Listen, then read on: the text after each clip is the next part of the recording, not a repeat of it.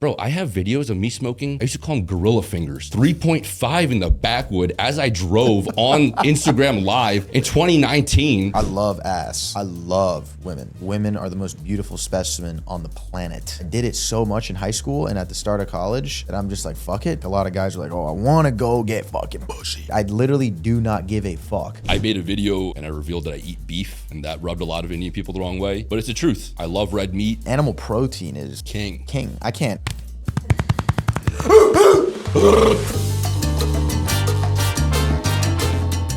Welcome back, ladies and gentlemen, to another episode of TSL Time Podcast. Today we have very special guest, a friend of mine that we met earlier this year. Sagar, how we doing, baby? Good, brother. Good. How you feeling, brother? I'm feeling incredible. Thank you very much for having me, you, Moose. Appreciate the hospitality. The setup looks even better in person. Awesome, bro. I appreciate you coming on, and we got a lot to catch up about. Yes, we do, man. Yes, how are you feeling? First pod? Feeling good, man. I'm sure a lot of people say it. It's kind of surreal. Again, you're saying like you don't watch content as much, even though I do watch a good bit on like Instagram. The only YouTube I'll watch now is like UFC fights or your stuff. Really? And so, yeah, I was watching your stuff when I'm like eating slop for dinner. And I was texting him about it the other day. The last video I saw is him just like pestering you when you're like, my social battery's done. Like, fuck off. But then before that, the last video I saw is you with Sush telling Sush like, hey, dude, it's kind of like weird, but like I used to watch you. And then now it's weird to hang out with you. You guys are a few years younger than me. I think you're 24, 25. So it's not like I watched you growing up. I used to watch Christian Guzman, but it is absolutely nuts for me to watch that. And then like a day or two later, Moose be like, hey, you want to come on the pod? I'm like, what the fuck? Let's go. Yeah, for some of you guys who may not know Sagar, I would call you fucking Sagar on accident. Sagar. Like soccer with a G. Yeah, Sagar. This guy's the most jacked Indian. Brown boy summer. Yes, sir. Leader of the Greek Yogurt Mafia. Yep.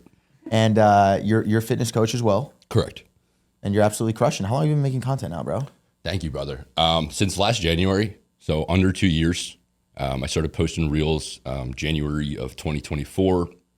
I think I met you in April when the account had hit like 26K followers. The reason I said it was nuts meeting you and Brendan in April is because I was so stagnant. I'd sat at 26K for 10 months, still making content every day, trying to do coaching on the side. But at that point, I was scripting content monthly for guys in like Rob the Bank's offer. I was doing essentially anything I could to make it happen.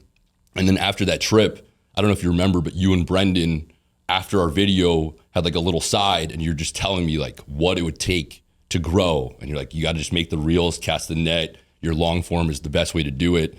And then since then, I just went like schizo, started 10Xing my volume. And so now it's like 87K followers. I'll break the 100 soon. And then more so, I never did more than 20K a month in coaching. And then July, between going to Puerto Rico, New York, Miami, so I had coaching open half the month. I still did 60K. It's insane, so bro. The coaching is there. Big picture. I don't lie to people. I don't want to be a coach full time. I'll be 30 in a few years. I spent so much of my life consulting and selling on Zoom. I'm taking the Santa Cruz method. Coaching is paying for me to get my protein brand, my supplements, my merch off the ground.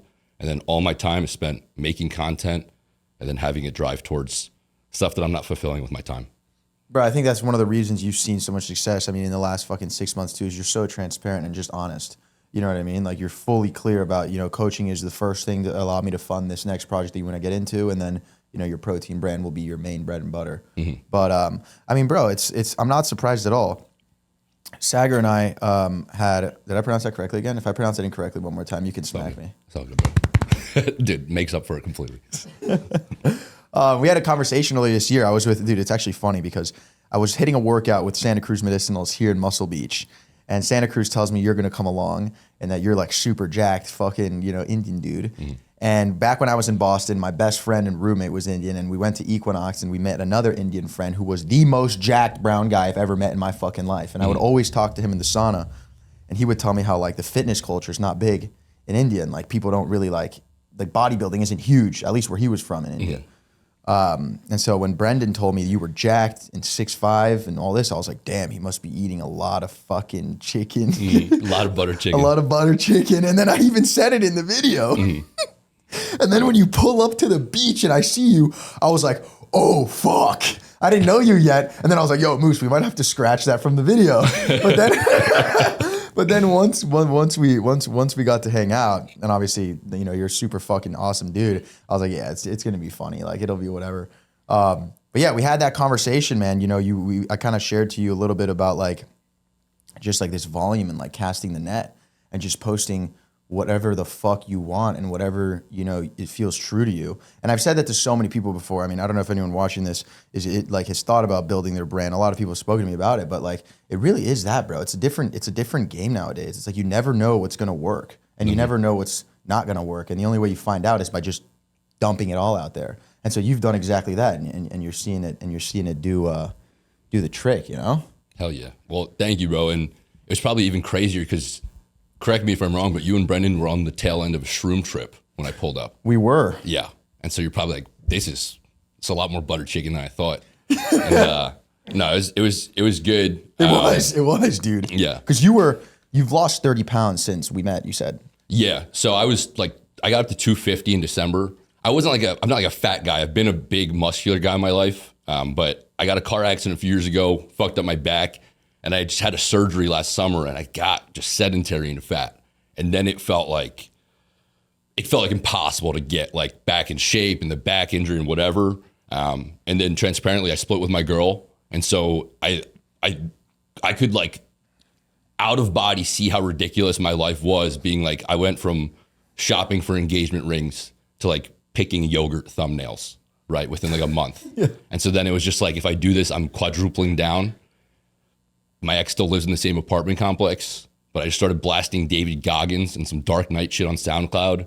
Like I told you about the fasting, ripping training like I used to when I was a kid. And I just got back. And so, yeah, with content, different angles work, volume works.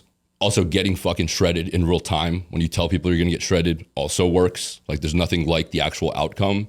And then my thing is, I've had content that worked since last year. Full day of eating, what up, apes, the gorilla, all that. Maybe I'm an idiot for not just quadrupling down on that, but I've seen so many guys like become a slave or like a prisoner to their niche or what got them viral. And so anything that would work, I would still repeat it, but then I would do like 5 new angles. And so I still do that now. And I think right now, like this summer, the thing that separated me, at least in like the micro creator world of Tampa, is everyone got trial reels. And there's a lot of like young LA or bigger creators in Tampa that would post trial reels that were dog shit. And I don't have that feature still. And so I would compete with them with 10 to 12 real reels and they would all do well. And that gave me the confidence of why the fuck not me? And you don't need that much time in the game if you can essentially simulate it with volume, because it's a parasocial game. If they see so much of you in 3 months, I've actually known Daddy Wellness for 2 years, right? Yeah. Bro, it's, you know, it's a blessing in disguise that you don't have the trial reels. You know what I mean? Because it made you put it out there, even when you felt like a video was shit. You were like, "Fuck it, I still got it." No, I didn't. I would never put out a video if I thought it was shit. Well, I don't mean shit, but I mean like if you were experimenting and maybe you didn't feel as convicted about a certain video, because when you're like, you know, I always say like stick to your roots, your bread and butter, the things that, you know, help you build that original community, but never like stay away from, you know, trying different things, like whatever it is going on in your life and you feel passionate about. You know what I mean? Like for me, it's golf recently. I mean, I started playing golf 9 months ago. I didn't know how to hit the ball in the beginning, but I was still like sharing like, oh, this gets me pretty excited. And you realize that, you know, there's probably other people out there there's always someone out there that can relate to whatever's going on in your life. You fucking crushed it yesterday, didn't you? Oh, dude, it was insane. I heard, I saw some comments being like, it was the ball or it's the type of ball or something. And I was like, damn, he must have really crushed that shit. Dude, it was crazy. It was crazy. I had my best round ever yesterday. It was best insane. round ever. You play against someone or just? It was just, no, me and Sush actually played, but on our own. Just, hell yeah. It was insane. But yeah, bro, it's incredible. And I mean, talking about, it's you this transition you made towards full on social media was after a breakup, you said. So full on, I guess. Or at least this big change happened after you went through a separation. The physical change, yeah. I feel like me being stagnant those 10 months, I never would be like, it's the algorithm, a change or whatever. I just got fat. And so no one wants to follow like a medium in shape guy showing realistic eating or lower energy. And that's what I'd become. And you know how it is. You can read the energy through the camera. Yeah. So that catalyst is what got me in the zone. And that's the Sagar you kind of met when I like hired the video guy and I'm just going to make it happen. Like getting over the imposter syndrome. But it was a year ago that I tried to do it all. Like my mindset is I want all of it. I don't want an asterisk around it. I want everything that a traditional Indian guy would have and then everything that a traditional American guy would have, both. And so at 27, I just paid like $6K for social media mentorship. The biggest thing I got from that was I spent $6K I didn't have, and so now I was going to start posting. And that was 1 week prior to meeting my ex. And we were serious right away. And so you know how it is when you start posting. You can't not. And you also know like it's a weird ass thing to do when you meet a chick. Yeah. But I still committed to it. And so it became a thing where it's like I'm doing it and I'm not doing it together, but I was trying to make it such a real part of my life. But looking back, it's all a blessing because what I'm doing now is simply not possible with that setup. Right. Like, and yeah. Yeah, no, the reason I asked is some kid in one of my streams the other day, he was like, oh, dude, I just broke up with my girlfriend and I'm like falling into depression and shit. What's your best piece of advice to move forward from it? And at the end of the day, bro, it's like focusing on yourself, getting in the gym, channeling that energy that's like holding you back and putting it towards improving yourself is always the best thing. And a lot of people, you know, use social media as like a journal of like, I'm making an agreement to myself. I'm going to post, I'm going to get in better shape. Like that's why I started Daddy Wellness. Like I was out of shape in fucking 2019 and I was like, for some reason, I feel like journaling my progress on Instagram will help me stay accountable. Yeah. And so, you know, 5 years later, we're still here. And at the end of the day, it was always like a message to myself of just like, you know, I'm showing up every day and doing my thing. And some other people are taking away from some of these lessons that I'm learning, you know? It's a lost art. Yeah. Calling your shot. Yeah. Guys don't do it anymore under the guise of grind in silence. Stay down till you're up. But that's some shit I did hard this summer. I literally said, I'm going to go on a generational run. Watch this. I would post it. I did it May 14th. And then that 30 days after was like 30 or 35 mil accounts reached. Like that's when shit popped. And so my thing is like, I said, you can go on my Instagram. I posted a reel of me spinning around my kitchen with straight love handles saying, nothing impressive now, but give me 8 weeks and I'll have steroid accusations. And I did it. And so that's just something that doesn't exist online anymore because it's like, I'll go ghost for 6 months and archive all my pictures and pop out with the Aventador. It's like, no, I'm going to do it in front of you. I'll let you call me cringe, this, that, and the other, and I'll build in front of you. And that, I don't know. I just think it's lost. When I grew up, I saw athletes, I saw guys doing it. Now you don't. Yeah. Before we get into the Greek yogurt lore, I want to get more into this though, because, you know, I feel like leading up to that point in May, there was something going in the back of your head. Like what made it go from, you know, what happened right before May that made you say, I'm going to go on a generational run? So it happened, it's almost like it got delayed with me trying to like settle down and like get married last year because that wasn't part of the plan. What had happened is it was you specifically and Joey Sorts. I saw your guys' accounts blow up. And when I say blow up, I'm not naive. Blow up in the public eye is when you see a guy and the first reel is Daddy Wellness outside with Cafe Bustelo or a whiteboard and he has 60K followers. You were there that early? Yeah, and then day after day it goes to like 100K or whatever, and you see the pop off. And so from a consumer perspective, you're like, oh, this is out of nowhere. It's like, whatever, he's just doing this. And I had the same feeling when I saw Joey Sorts. I would see it go from like 12 to 48 to whatever, and I would be like, there's no way. I was like, I have this charisma, I know I can do it, but I also knew what I was saying was cope. And so I was like, I'm old.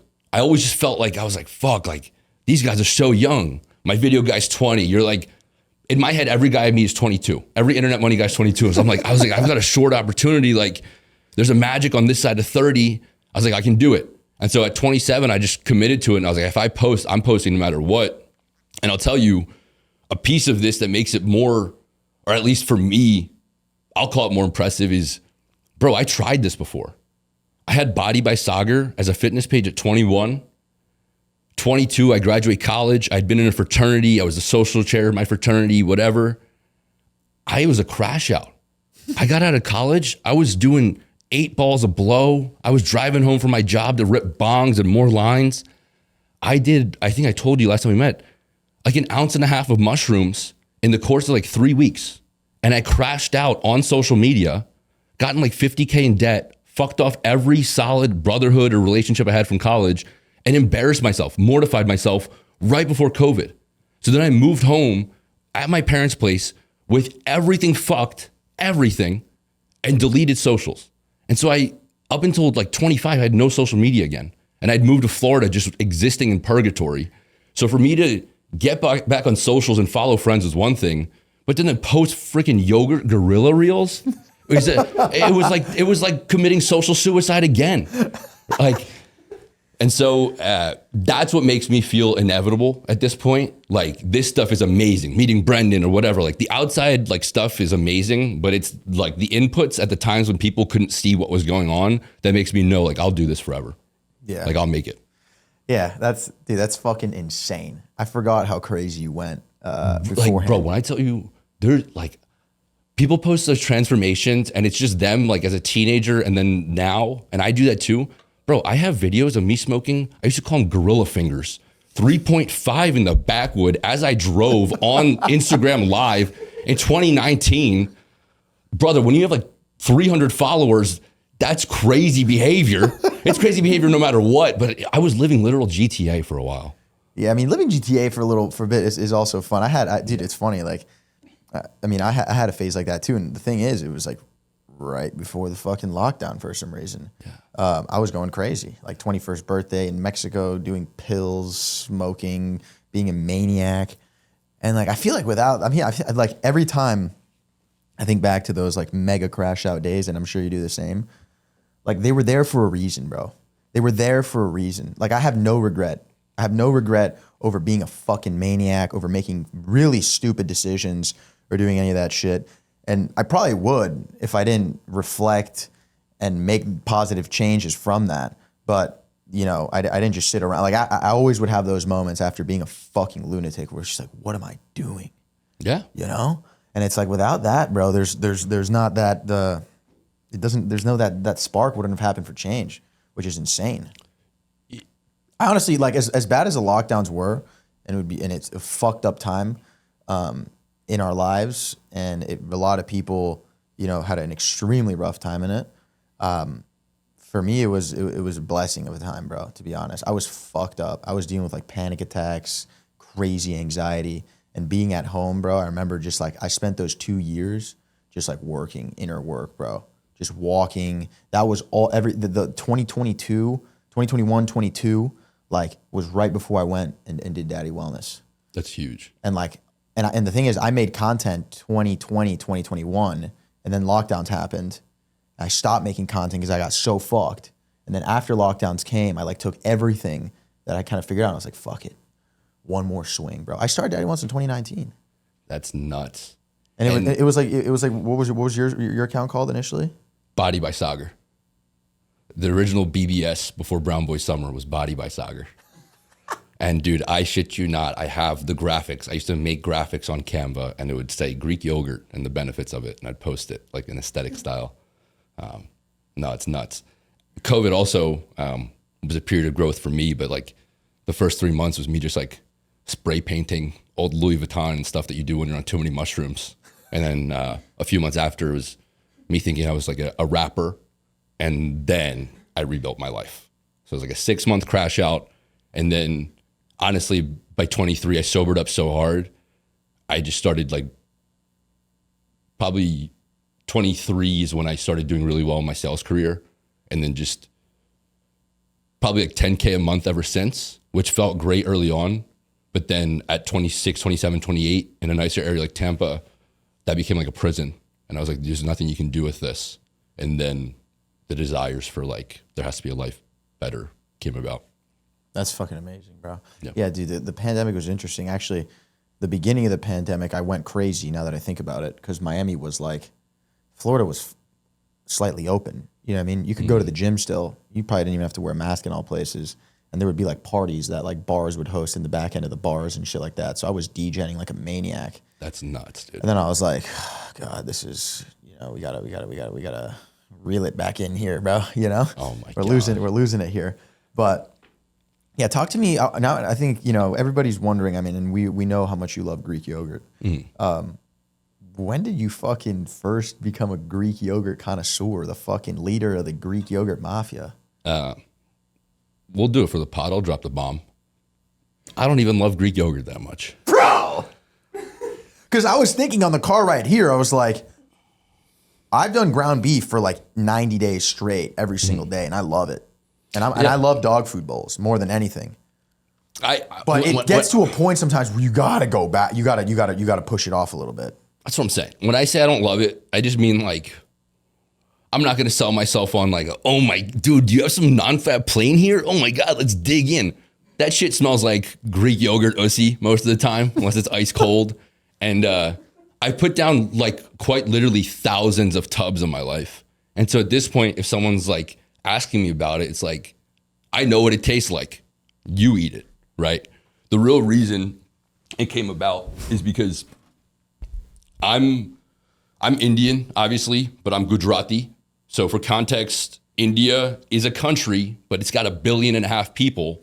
So the states in India are actually like countries. And so Gujarat, right, where I'm from, is the size of Texas, but it's got a population of almost 100 million people, right? In Gujarat, alcohol is banned. No one really eats meat, and even eggs are considered non-vegetarian. So that's where my 2 5'5" parents are from. And when they came to America, they raised us kind of the same way. And so I'm playing sports and doing stuff here. They still had me vegetarian. They didn't want eggs. Initially, when I try and eat whey protein, most immigrant families, but especially like brown parents, will view it like actual steroids or fentanyl. And so you literally can't. And so the only option I had to hit my protein goal was dairy.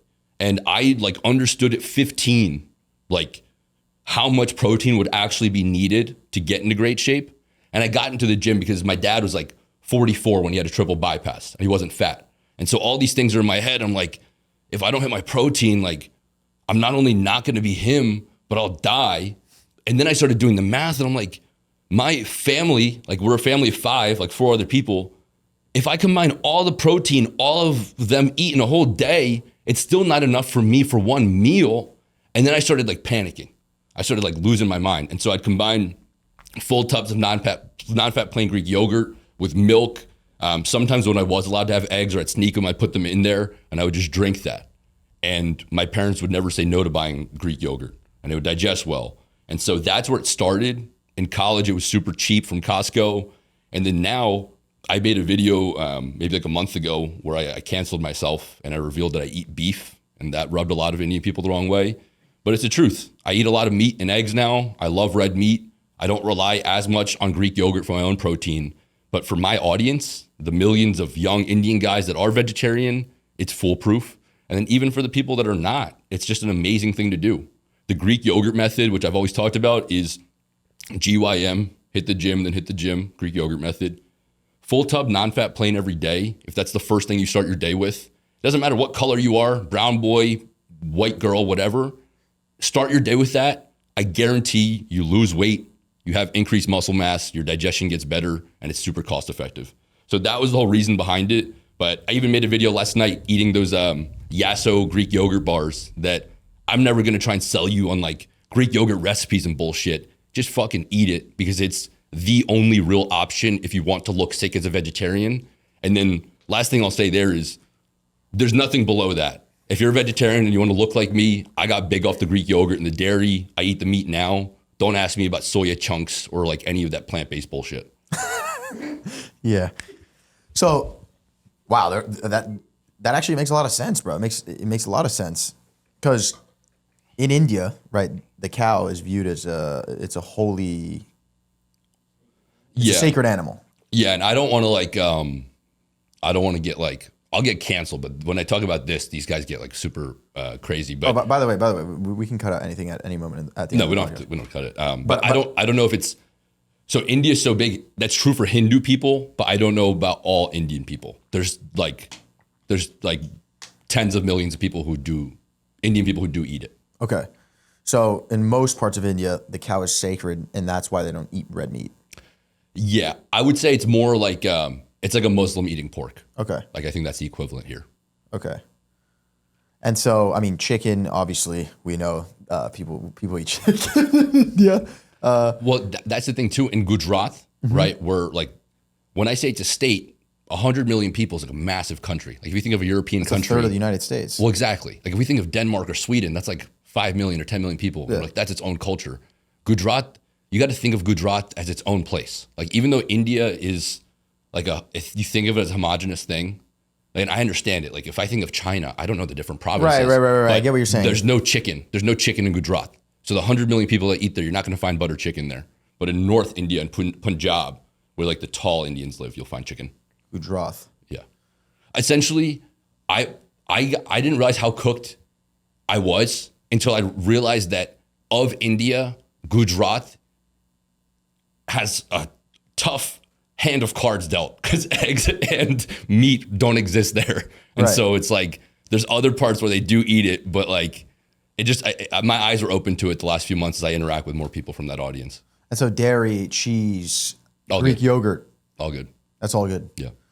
I mean, bro, for me, cheese is like a thing that I could never give up, to be honest. It's my favorite fucking thing on the planet. Right. And it's fun. I mean, are you on the Parmesan cheese method at all? I saw that instead of protein bars. Bro, Parmesan cheese, 1 ounce of Kirkland Parmesan from Costco has 11 grams of protein in an ounce and 110 calories. We won't say the name, but a lot better than whatever the fuck protein bar we just tried. So if you have 2 ounces of Parm, you're getting 22 grams of protein and 220 calories. That's like the same as every fucking protein bar that's out there on the market. Yeah, I'm thinking of the visuals, right? If I'm like on South Beach, I got 2 ounces of Parm in my mouth. Hell yeah. Think about the type of woman that attracts versus I got a Bear Bells chocolate chunk of whatever. I'm going to go with my Parm. Yeah. I keep it in my pocket. Yeah. There's a little, My pockets get stinky. I was going to say a little fromage. Yeah. Bro, that's wild, man. It makes you think like, I mean, animal protein is King. I can't live with, I can't. I can't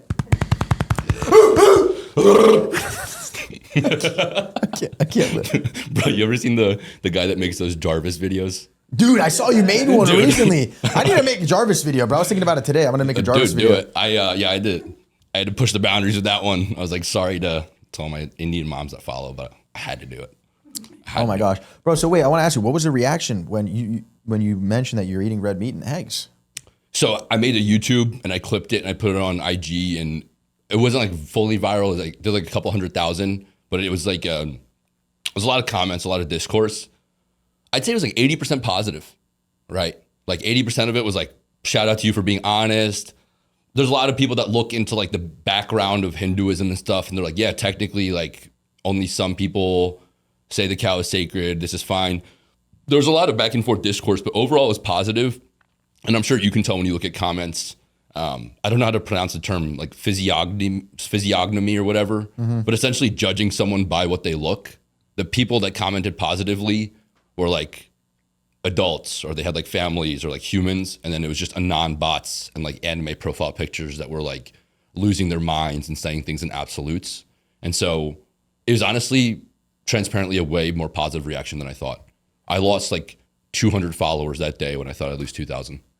Yeah, I mean, bro, I think that's the thing. It's like you need to be your full real self online. You know what I mean? Like just think about all the other, like, you know, the amount of shit you can talk about from eating red meat and the change you made and taking the leap and starting off with only eating dairy products and Greek yogurt and all these different things. And like the truth is like, okay, you know, I'm eating fucking red meat, eggs, and all these different things on top of Greek yogurt, and I feel unbelievable. Yeah. So like maybe think twice about it, make your own decision about this type of stuff. Yeah. You know?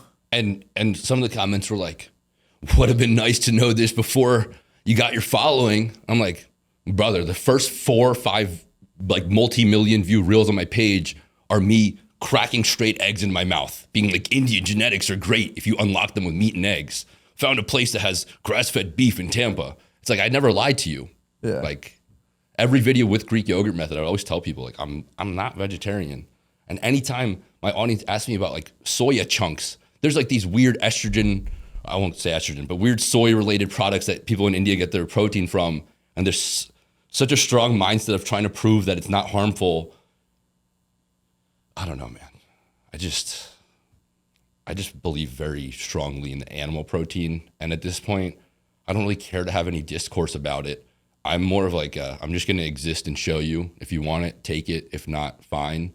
But the guys that pay me a premium to work with me one-on-one, they want the outcome.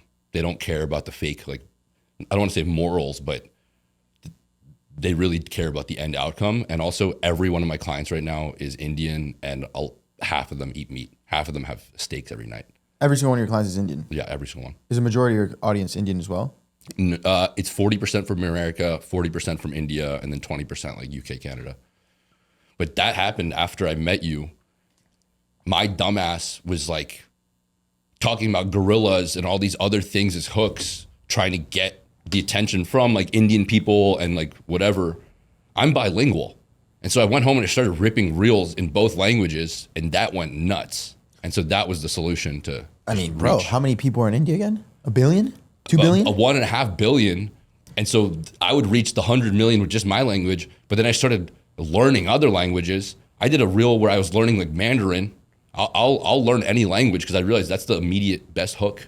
People feel immediately touched when you speak their language. 100%, bro. I mean, I talk about it all the time. It's like when I speak with Moose, it's like when I speak a little bit of Spanish. Moose is Spanish? No, I speak Spanish, but he always tells me like, yo, you should speak some more Spanish. Yeah. My family's from Venezuela. And bro, you connect with a whole other part of the world. Yeah. And I mean, I can't even imagine for like people who, I mean, what is it, Hindi? Gujarati. Gujarati. Yeah. It's 100 million people, and that's what you were speaking in some of your videos. Yeah, and so my thesis with this stuff, to be honest, man, like I've been selling remote for 6-7 years. I'm not naive, right, about selling habits. It's freaking hard to sell online to Indian dudes, right, to get them to pay thousands of dollars up front for the offer. And that's what I've been doing successfully for other internet money guys. And so with my own offer, I was like, I'm not going to try and sell directly to India, right? There's a massive gap in like income and what it would take to pay for coaching. I would have to sell a lower ticket product. But just the Indians in America, that's the highest median income, right? Really? Yeah, 100%. Every Patel I know, every Indian person I know has money, real estate, whatever, already sorted. And so I was like, if I just sell to them, I think I can be a millionaire. My thesis now is if I just sell to my products and services just to Patels in America, I can be a millionaire, okay? But now my mind is open to, there's 100 million people in India. Why am I limiting myself to like the few million in America that might understand me? I speak both languages, take the momentum, take the brand to India, and then just distribute. When I say low ticket, like the protein, like the whatever stuff, the numbers on 100 million is just nuts. It's insane. It's insane, bro. And one of the things I talked about with my roommate back in college, Savin, is like how much opportunity there is in India. Yeah. It's such a developing country, so fucking fast. Yeah. And then you look here, I didn't even know that Indians have the highest median income in the United States. Yeah. That's nuts. Well, So even if you get fucking, how many Patels do you think there are in the United States? we should check. I would say Moose, check how many Patels are in the United States. 1.2 million. More? 800. 230,000. That's motion. That's motion. It's like 10% of them want to go to the gym. That's 20,000 that want to get fit. Ladies and gentlemen. Look up if you can the median income of Patels. Is Patel the most common Indian last name? No. Just a specific surname. I don't know how it all works out in India, but I just know all the Patels here, they own businesses. They don't have the median income of that, but the median income for Indian Americans is $151,000. The median income for Indian Americans is $151,000. Yeah. Median household income, Yeah. not just like one person. That's fucking incredible. Mm-hmm. Y'all get a lot of hate and stuff, but little do most people know that y'all got the most motion. Yeah. It's a question I get pretty commonly, especially from young guys, like, bro, how do you deal with this? I'm like, I personally don't like at this point, but the proof will get you out. The proof will change your reality, not the stigma or the narrative, right? And so I knew early on, I knew when I was like 14, it doesn't matter if the principal makes a new rule that you can't make fun of Indian guys. Indians are cool. Girls, you should date Indians. It won't matter. You can't tell people that they should change their beliefs. You have to change the proof so much. And the only way to change it is like with actual motion. And so I was like, if I want everything that I want early on, like I wanted the hot girlfriend in high school. I wanted everything. Just kind of viewing it with no asterisks. Right.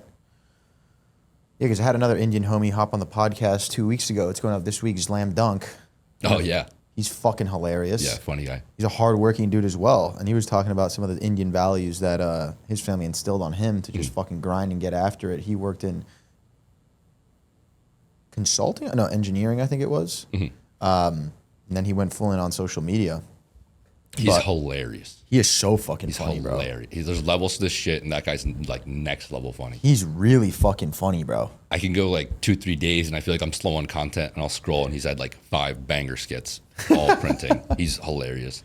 But no, it's a good point. I'm hard on myself when I say I'm unk and I'm old. Like there's part of me that feels like a rush of like, fuck, like you're 27, dude. 28, and I'm like, fuck, like it's a good thing, but also on the flip side, I feel like you don't have to do it this way. Everyone has their own life, but I feel like I lived in a way where I honored what my parents wanted. My dad was 25 when he came here, right? Working at a 7-Eleven. He had already married my mom, but he's just saving till she can come here. Saves up, gets a house, puts me and my sisters through college, just grinding, right? And so for me, it's like, there's no excuse not to make it. But on the flip side, it felt like it was almost unfair at 22 or 21 for those parents for me to try and just do this stuff. And so it felt like being a successful like mortgage loan originator, getting a nice tech sales job. I bought a house when I was like 24 in Wesley Chapel. I like did all the things that they would want. And now I don't feel any qualms about making like a out of pocket Jarvis video or being like full on doing this because I feel like I gave them their flowers. I respected them. I gave that not just a shot, but I was successful. Like I was objectively successful in all the things they would want, but I want more out of life. And so that's what I'm doing now. That's amazing, bro. Yeah, I mean, I finished school, 5 years of finance. And, you know, a lot of times some people in my family be like, oh, why do you make those faces? Why do you act all crazy? Why are you saying so many curse words? What the fuck are you doing? You look fucking psychotic. And now it's like, I'm going to Spain for a month. I rented a house in Spain for a month, and some of them are asking me, can I come stay with you? You know? And it's like, the hardest thing, bro, is just trusting yourself, I think, is in believing in yourself. And like, if you know that what you're doing is what you love and you're playing the game the way you like it and it's working out, then you know, anyone who tries to tell you otherwise, really just respectfully fuck off. You want to know what fucking gave me some juice, bro? What? I don't know if you remember, but so again, I met you when I was doing a video with Brendan, but you got to understand, even at that time, I was shocked that I even had that opportunity. Yeah. I just felt like some random Instagram guy, and I don't have a TikTok, so I have no following elsewhere. Why the fuck do you have a TikTok? I don't know. Dude, make the goddamn account and just repost everything on there. Yeah, I think I will. Bro. Yeah, I will. I'll do that like now. Bro, do that tomorrow, today. I will. Dude, the hard part is making the content. I had one YouTube video in my life that I'd done, right? Like I paid $1,500 to a video guy. He's fire, Philip Fomachenko, if you check him out. But he was doing content for other guys in my gym. At that point, I wasn't lean. Like my first YouTube video, I was fat, and I was so embarrassed at what it looked like. And even looking back, I'm like, I can't believe I had a video guy follow me around the gym looking like this in early April. But the second one was with Brendan and you. And so it was almost delusional when I didn't have another $1,500 to spend or to fly my video guy out and do all this and no one's watching, but I had him there. And the feeling of being in an Uber with you and Brendan and then Moose and then Brendan's camera guy, or like us being in One South Beach filming that, it felt like I was actually doing it. And then you asked me, you're like, bro, like I haven't seen your stuff. Like, what is it? And I was like, oh, this is my second YouTube. And you're like, no way, bro. Like you seem like you actually do this. And even if you were being polite, that was like, that's all I need. Like, I know I can do this. Like, no, I wasn't kidding. Yeah, well, I appreciate it, bro. I was giving it 100% real. And so then I went home and like, I was just like trying to figure out how do I make this like real. And then, bro, I won't lie to you. Like, um, I had split with my girl like end of February, just doing my own thing, no intention of dating. This chick had approached me a few times at the gym. It was just like organic, really, really attractive. Looked her up online. She had like 100K on IG. And I had a few dates with her, and she was the biggest Jezebel spirit ever. Like an actual, I don't know the perfect word for it, but like, might as well have been like an escort with the amount of time she referenced other men. And I can't watch sports because I dated too many athletes and all this. And the way she spoke to me was if I was just like some random. And I remember the feeling it gave me internally. Like, it might sound superficial, but at one point I literally just like kind of snapped and I was like, I'm one-on-one. Like, I was like, I don't know who the fuck you're talking to. But then I ghosted that girl, never saw her again. And I just solidified in my head. I was like, I'm done with this shit. Tampa feels like a lot of either has-beens or I'm going to bins, and I'm done with that. I'm going to do exactly what I say I am. I am who I say. I'm him. And then I just went from there. So kind of schizo, but those few things were like the catalyst. Gotta be a bit schizo, bro. Yeah, I don't know if I haven't been with any chick like that, but I was at my apartment cooking in New York Strip, and she pointed above the cupboard, and she goes, "What's that?" I was like, "Oh, it's a Brian Dawkins helmet. He signed it. You know him?" "Oh, no, he's just one of my favorite players growing up." I can't watch sports. I dated too many athletes. What the fuck do you even say to that? 10 minutes later, we're in my truck.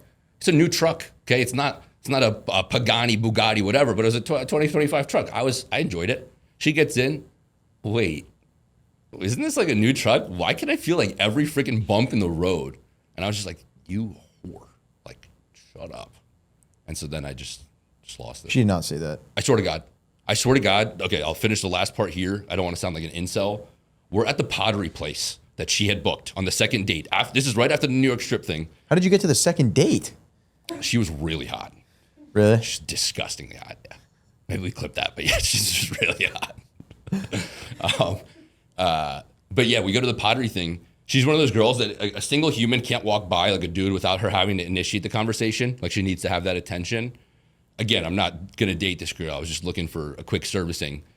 She has her hand like on the hand of the pottery instructor guy, like having her help him, like whatever, completely unnecessary.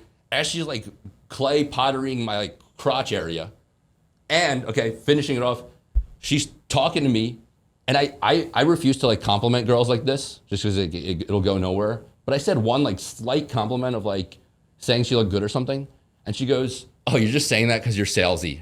And I was like, "No," I was like, "Actually, I've been in sales my whole career. Like, a compliment I get is that I'm not salesy." "No, you're right. I was actually on a date 2 days ago. That guy was salesy. You're not."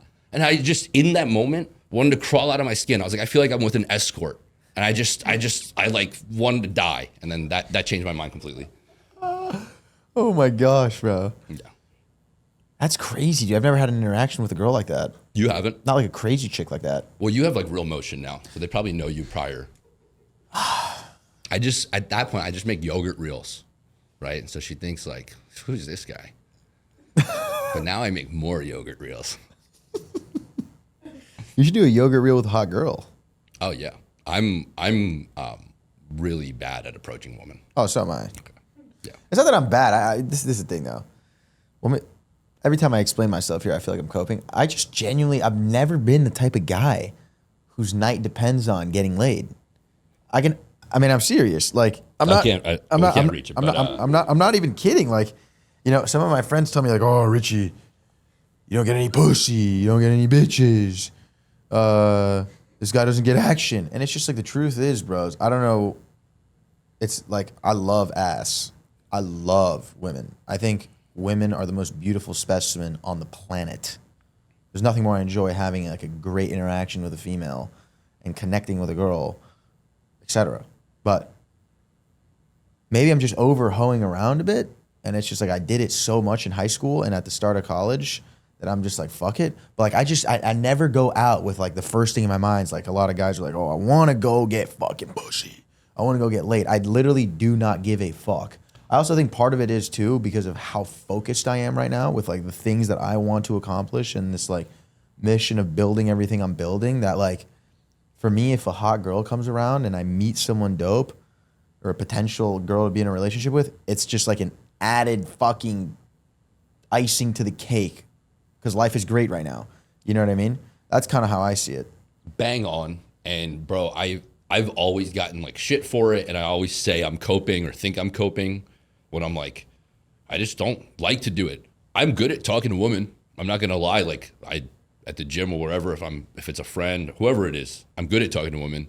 But there's no part of me that wants to go out and like, I don't want to say it's scarcity mindset, but just like needing things. And my whole goal with all of this was never to get hot girls. Like that's gonna happen. I want to be able to live like a hot girl. I'm no joke. If you think about the hottest girls you've ever seen, like the things that you're like, oh my God, think about how they get to behave. It's almost like an air around them of like, it doesn't fucking matter. And like those hot girls, like the next level, they're even around dudes that have crazy motion. I'm talking like Cristiano motion. And they're almost like unfazed, unaffected, because it's just like they're that ting. And so that was my mindset of, you only get there by, I'll just go to the bar and marinate. Right? I'll just marinate, let it come. And I got to a point where I was like, I don't take advice from people who don't have outcomes that I want. And so when it comes to women, I don't take advice from people that I have to like, if you need a step stool to give me the advice, I'm not going to take it. You know what I mean? Right. Like, you watch that guy King 6'8" the Great? No. He's just like a giant black dude who like all his content is just like chicks approaching him. But I don't know. Every time I watch his content, I think it's funny that people are like asking for him for advice. I'm like, this is a 6'8" black guy. Like his advice is going to apply to him. And so I don't know. Long way of coping. That makes sense. But I don't want to approach women. Like I want them to come to me. Nah, I mean, it is a bit of cope. And then, Well, but I also don't complain. I don't complain. And if we weren't doing the work for them to come to us, like if we're just sitting here like on FanDuel, like, bro, the bitches aren't coming. There's something to be said about we are putting ourselves out there and building something that they can come to, like Daddy Wellness and all the things you're building. Like, I don't know. I think it sets you up for a reality where you're the version of yourself that doesn't need anything and then attracts the person that doesn't need anything from you. And then that's how you find the right person. Yeah. Yeah. I could keep coping, but it's not really coping. Like I'm a very energy-based person. Yeah. Like I genuinely feel when there's a good fucking vibe in the air. And like if I make eye contact with a chick, if it's not like, you make eye contact with tons of chicks if you go out to a bar and stuff. Like when I fucking know like with 100% certainty. Like if I'm at the bar and there's a girl like a few feet away from me or wherever I am, and instantly I'll know like, oh, maybe there's like a good vibe here. And then there won't be any hesitation. You do eye contact? Yeah, like I'll look at a girl and then like I'll feel it out, and then like I'll look at her, whatever, and then like something about me will just be like, okay, like this is someone I want to go up to and talk to. But if it's just like, oh, I'm there and I just see like a hot ass chick with like big tits and like whatever, and she's like, looking all great and shit, and I don't feel it. So dude, it's just because she's hot, really, like, dude, personality is so big for me, like actually. Like, I go in with my eyes closed. I just stand there, eyes closed towards the corner, and they come up to me, and that's the real personality test. Yeah, before you even see her, she's talking to what she thinks is a blind guy, right? Hard personality test before you even have to swim in the shallow waters. Yeah, I think also being 6'5" brown king might help. Yeah, bro. But talk to me a little bit about the sales, since this girl told you were a salesy dude. Mm-hmm.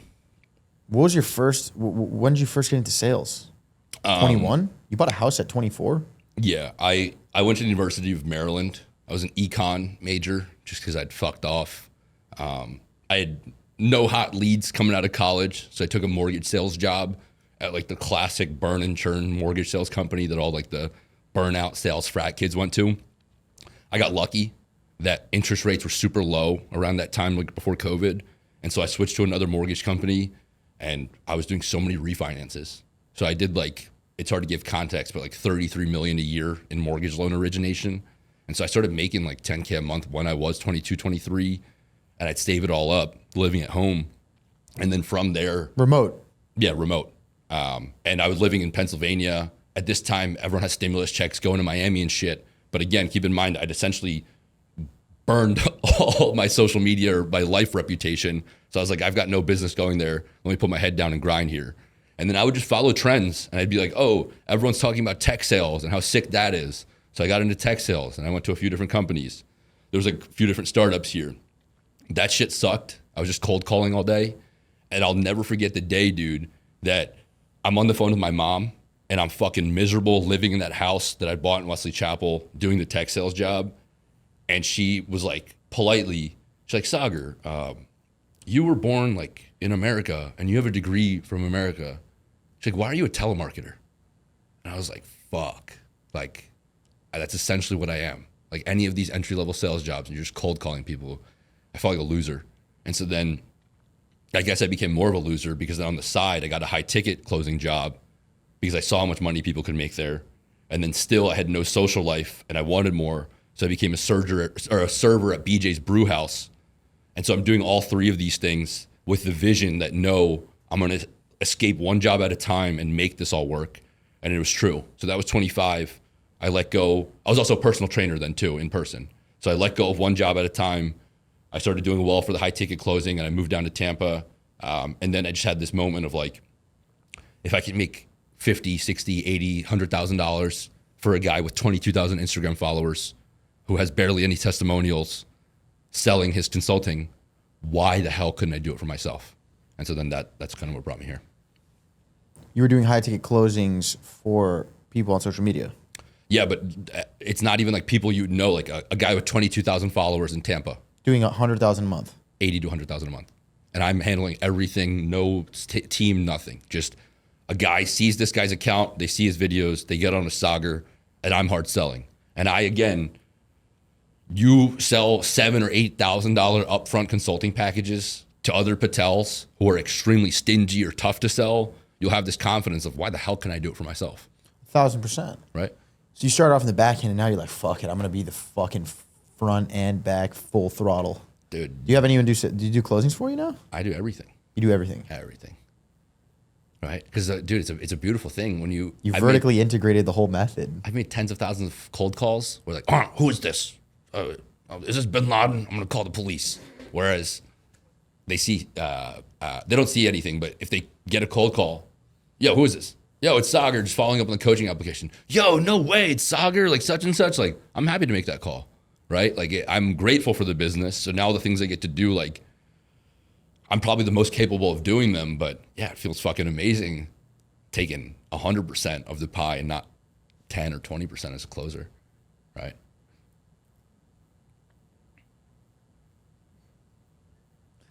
I definitely, that's fucking nuts. Taking 100% of the pie. I mean, I'm sure most people don't do that. Smart Indian boy. Giving away no equity. No. Dude, all that shit is so stupid. Like the growth agencies and revenue operators. Yeah, but the thing is, you can't. I mean, you can only say that because you've been you were on the back end first. Mm-hmm. You know. Yeah. It's like, and I guarantee you, when you hop on those phone calls, the conversion rate is way higher. Yeah, because I do the things that people won't do. Right. My price is in the application. Right. I don't rely on getting you on a call and asking you weird emotional questions. I have a belief that I have the greatest authority in the space. If you want to be a jacked Indian guy, I don't think there's a guy who's better than me or a guy who looks sicker than me. And probably there's like pro bodybuilders or like guys that exist. I'm not doubting that. But if I have that belief, then I can present all the information. I can actually be selective. I can tell you we're making a decision today and mean that. And I think that's what's led to my success is being authentic, but then also always doing what I said I will or meaning what I said I would. Yeah, that's incredible. That's really fucking good. Are you in school? Am I in school? Are you in school? Like what platform are you using for the coaching? Just Discord. Oh, just Discord? Yeah, I just Discord, Zoom. That's fucking Stripe. right. Pretty raw. And you don't drink or anything, right? No, I drink. Oh, you have a drinks here and there. Yeah. I'll dabble here and there. But no longer like before where you were fucking fully mental. Yeah. I gotta keep things on track nowadays. Yeah. But You yeah. have a celebratory fucking drink, when you crack a new fucking monthly MRR goal? It's honestly crazy. The monthly goals make me feel not nothing, but even like a more crippling anxiety that I need to do more. Yeah.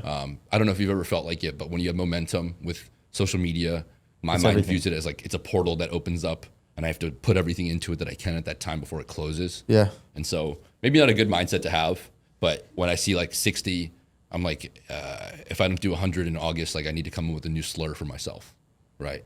Or like September, I need to do 150 or like such and such. Like, so it's a good thing, but I honestly just drink based on the vibe. I drink like you said, like if it's a good vibe, my boys here, we'll delete a bottle. Yeah. Whereas I don't need to I don't need to justify it. Yeah. Yeah, 100%. I call it the portal's a good way to put it. I call it sprints as well, and I feel like it applies to everything in fucking life, dude. It's like, and I notice it the most with like what I do now, my work, social media, everything. But it's just like when you least expect it, you're gonna enter a fucking sprint of momentum, and these sprints, bro, is when everything is just like, imagine fucking 10 stars are like everywhere, but they just all sync up at once.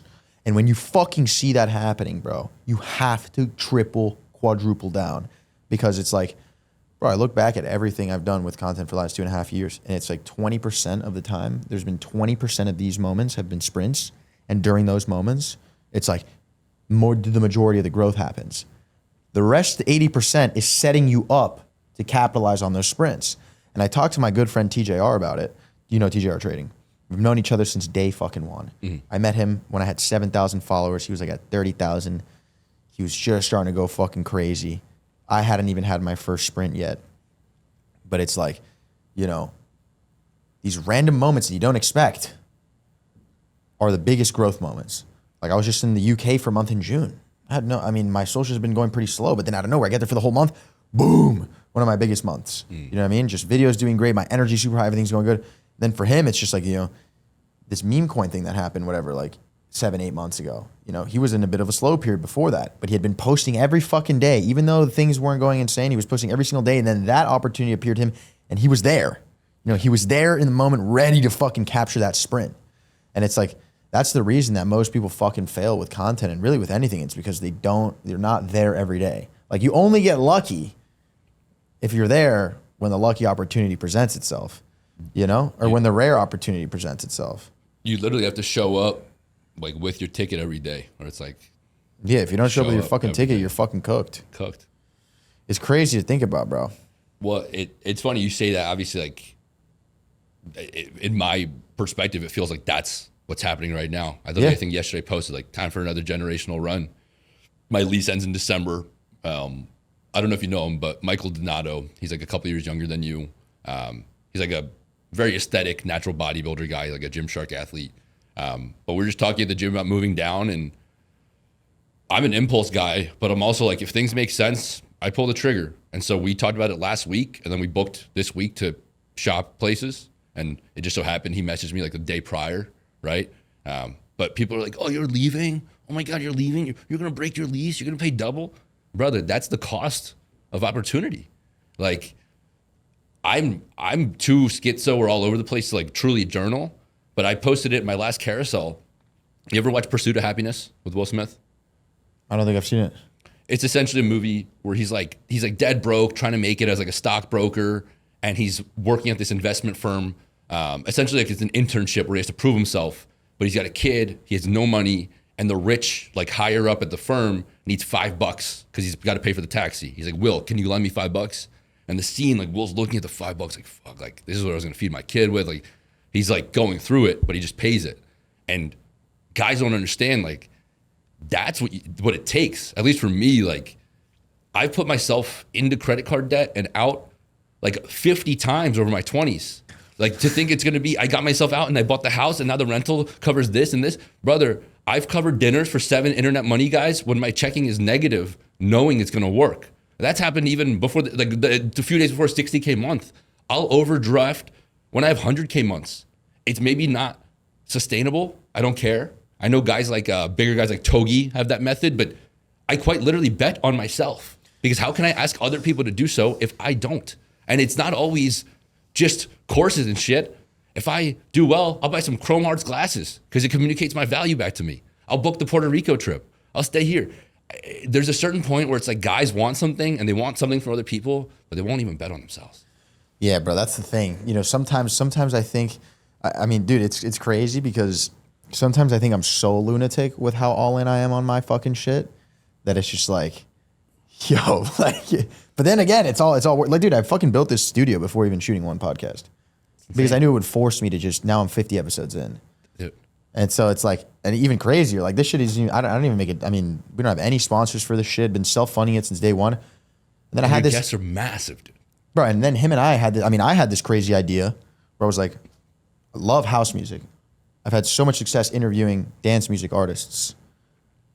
I toured with 2 DJs. Love house music, techno. And I'm gonna book a $50,000 villa in Ibiza for a month, which I don't have the money for. My brother fucking loaned me half of it. PB training. And I'm gonna go there and I'm gonna get 10 to 20 interviews in 1 month with the best DJs in the world. That's what I'm doing in 2 weeks. Dude. I still haven't paid him back yet. I'm gonna pay him back. But I have a feeling that after this month, I'll really be able to cement myself in the space, if like more than I have already. And so that's always been my mindset, bro. You know what I mean? And I think there's some people who can take that approach and it's just super high risk tolerance. But the thing is, bro, when you play the game the way we do and other people do, you need to be able to handle the blows because there is blows, bro. I wake up certain nights, bro, and I'm rattling in bed at 4. Like I'll wake up in the middle of the night, 4:30, and I'll just start texting him like one message after the other. Like I can't stop thinking about this, bro. Like how am I gonna balance this out? How is this gonna happen? Not just money, but just like everything, bro. You know? But that's what makes it so exciting, bro. It's the rush, brother. Yeah, That's the rush. That's what I live for, that feeling, bro. It's like this haircut, bro. Like somebody was telling me yesterday on my stream, I was saying to them, I was like, I want to make a radical change in my haircut. And I tell them, should I go full Falcon? Should I do the John Daly bowl cut mullet? Or should I go buzz cut? And they're like, no, bro, you're going to get no bitches with these haircuts. And I tell them, bro, I don't do anything that I do for others or to prove anything. I just want to feel a certain way. And it's like this haircut makes me feel like I'm a fast car. I swear, I feel like I'm a race car. And something about looking like a race car makes me feel good. That's it. And so it's like, I don't know, man. Maybe it's a bad thing, but it's all about feeling something. Dude, you I know? told you. I love to feel something, bro. You look aerodynamic. When I posted Generational Run on May 14th, the next day, I went and dyed my hair blonde. I don't know if you saw that time. I had blonde hair for the start of Brown Boy Summer. You know how many DMs I get or messages I get? Sagar, you look better with this. You look better with this. You look better with this. Why did you do this? Guys in person, that's what blew my mind. Guys in person be like, bro, why did you do blonde hair? How do I tell you that, like, girls like it? Other people like it. I like it, and also in the nicest way possible, because I can. I understand you can't dye your hair blonde and go about your life and have things, like, fall into place, but I can, and that's why I do certain things. I know certain things look better. Like, I have eyes, too, but I change up the looks because, like, I don't know, it almost gives you this confidence of, like, you can do whatever the fuck you want with, like, a ponytail or whatever. It's at a certain point, it's all external. And if you have that much confidence internally that you're going to do it, like, it's all feelings. It's all feelings. And a lot of people view it sometimes as like, oh, like, what the fuck is this guy doing? Like, why would he do that? It's like, bro, it's like literally just, one, I think it's cool and funny. Yeah. Like, I'm sure when you had the dyed hair, you wake up in the fucking morning, you go look yourself in the mirror and you're like, what the fuck? Like, you just, like, I look at myself with this haircut, I'm just like, oh yeah, baby, like, let's go.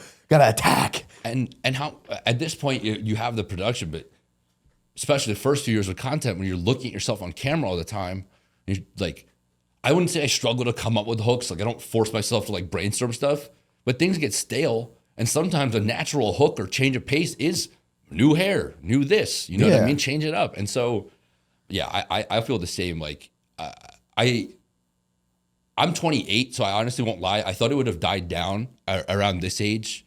But even at this age, guys still really care about like there's guys that will still go to sports clips and get the same safe haircut because they're worried about like some random chick in HR things. And it's like, bro, there's no way to live your life. 100%. Talk to me about Brown Boy Summer. Brown Boy Summer's coming to an end though, no? Brown Boy Summer's coming to an end, but we got some things cooking for this fall. It's gonna be a hard launch coming soon. But Brown Boy Summer, honestly, like, it went beautifully. I can't lie. I didn't know exactly what it would be when I kept posting about it. It was pretty contingent on me not being skinny fat, and so that was kind of what kicked it off. But it was amazing. I'll tell you a little story here in a second that I think epitomizes Brown Boy Summer. But overall, what like blew my mind is like, there's so many young Indian guys that want community. They want to feel something, and my thesis of it is that it's not going to come in the form of like DEI. Like I've seen the other way, other races try and make things cool or like end hate. It's not going to work that way. Brown Boy Summer, though, right? If you create like true motion and a combination of outcomes that people want and camaraderie and, I won't lie, adding authority with Brendan or you or some of the other people I collab with, that I think at the very baseline provides not just hope, but proof that there's amazing outcomes possible. And I started the content because when I was 14, 15, 16, and I started watching Christian Guzman or Max Tuning or Russ Swole, I wanted those outcomes. I grew up in a suburban, very primarily white area of Pennsylvania where there was always Indian hate. It was never cool to be Indian, whatever. But I genuinely in my heart had this extreme, like, I don't know what to call it, anxiety or fire or desire that I wanted every great outcome. Like I was a Boy Scout till I was 17, VP of debate team, played varsity football. I wanted like all-American girlfriend in high school. I wanted to be in a fraternity in college. I wanted it all. And I knew that would take not just breaking barriers, but then also like talking about it or showing it. Because I had interacted with so many older, successful Indian guys that were 30 or 40 that had maybe done some of these things, but more behind the scenes. And so that was the mindset behind it of, I have put in all the work in my life now to have a real positive life at the very core of it. Yeah, I'm not some big influencer or successful like I want to be yet, but the guys that are younger than me looking up to me, this is a positive thing for them. Like, it's not like I'm at a point in my life where I'm like fucking off or sleeping around or being addicted to shit again. And so that was like the thesis behind it. Obviously, I've been more lax about it. I post some more of the goofy stuff now, but as I build it and as it grows, the idea is it's just like a positive thing for brown people, because when you open your phone, you're going to see a lot of negative things for brown people. And also something that's beautiful is that it's not just Indian guys, thousands of women, but also Black guys, Hispanic guys. I have like so many messages of like, hey, can I do Brown Boy Summer too? Am I part of it? Absolutely. So kind of all over the place, but it's been beautiful. That's amazing, bro.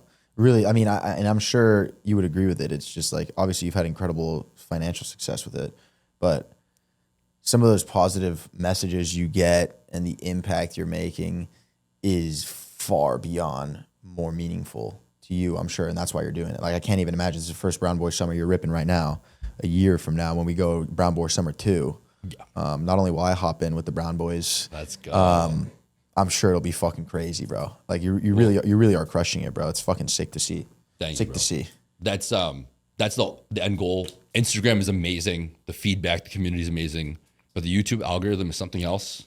And so since that time, I've spent like 10K on my 7 or 8 YouTubes thus far. Like each one is a movie, true quality. I wanted to look back 10 years from now and be like, holy shit, like even if I don't get more than 10K subscribers on YouTube, like what was this? Like Sagar has the best content. And the comments on there, bro, I'm 18. I'm also Patel. I go to the same gym as you used to 10 years ago. And this provided me so much hope to do this, this, and this.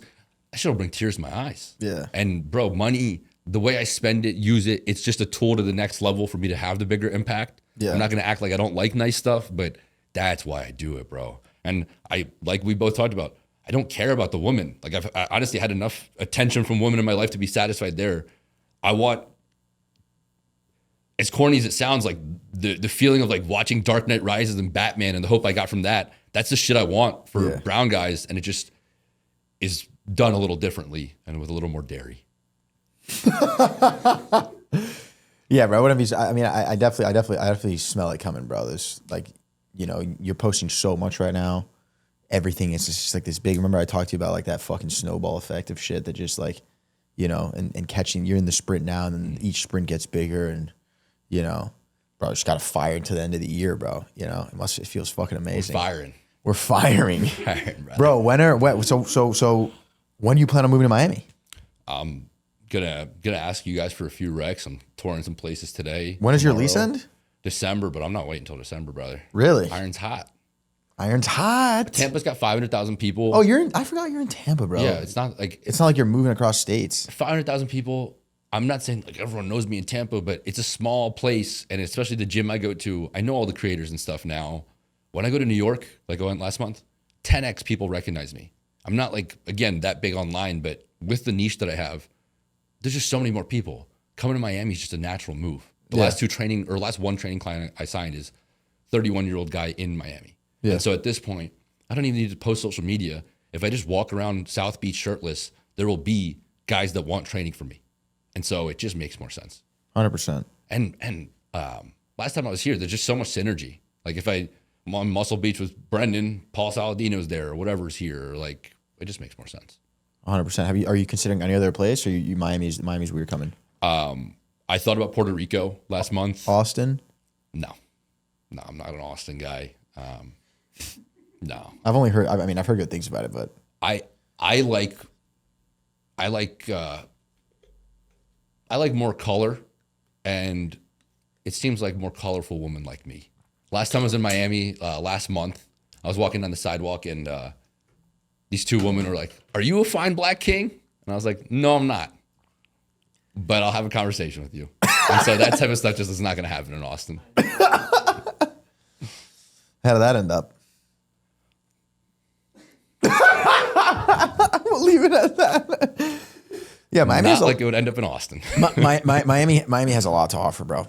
And I cannot emphasize it to everyone who wants to move here and everyone who's been moving here that like don't close your doors to other things outside of Brickell, Wynwood, Edgewater, South Beach.